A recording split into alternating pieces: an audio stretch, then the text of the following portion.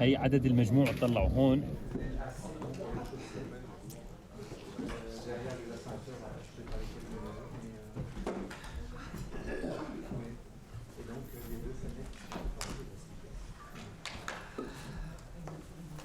And I am really honored and pleased to welcome Mr. Robert Petit. C'est bon. Good morning, welcome. Our first priority would be to go and try and scope the extent of the issue, see exactly what is available in terms of access and potential evidence, and then see how we could best assist in preserving that, and then eventually targeting specific source of evidence for different needs.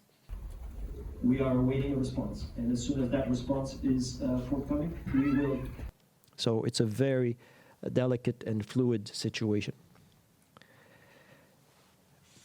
There is, however, the potential in this now accessible crime scene, or maybe I should say interlocking series of crime scenes.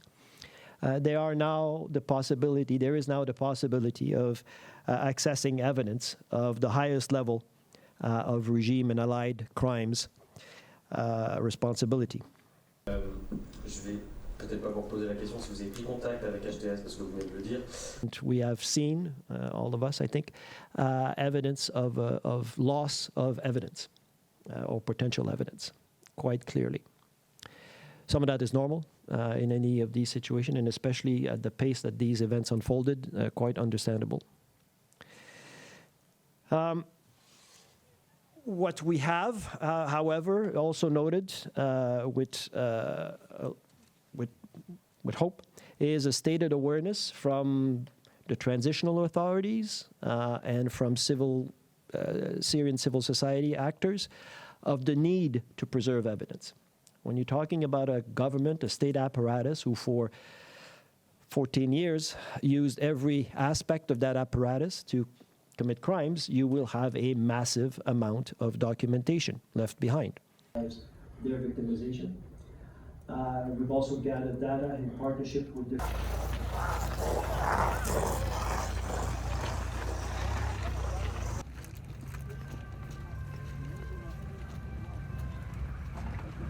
illegally because the administrative centers for migration from the Now we have forecasted that we hope to see somewhere in the order of 1 million Syrians returning between January and June of next year. So we've shared this plan with donors, asking for their support in order for us to be able to meet the needs on the ground. And that includes the needs of returning Syrian refugees, but also internally displaced Syrians who are returning to their areas of origin, and to the host communities that are welcoming them back. As an emergency relief coordinator, Tom Fletcher, to Damascus, to engage with the caretaker.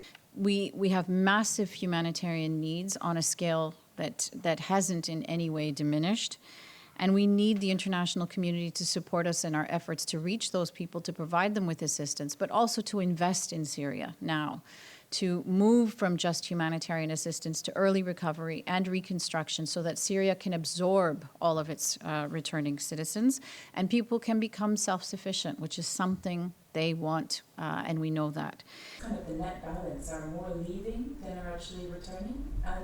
And secondly, could you... We also have to recognize that a change in the regime doesn't mean that there is an end to the humanitarian crisis already there. Syrians inside the country and outside the country still need protection and support. Yesterday, UNHCR updated our position on returns to Syria, and we've shared that with governments around the world, emphasizing that no one should be forcibly returned to Syria and that the right of Syrians to maintain access to asylum must be preserved. To come, we go into the last point of the briefing. It's another catastrophe, humanitarian catastrophe we are seeing in the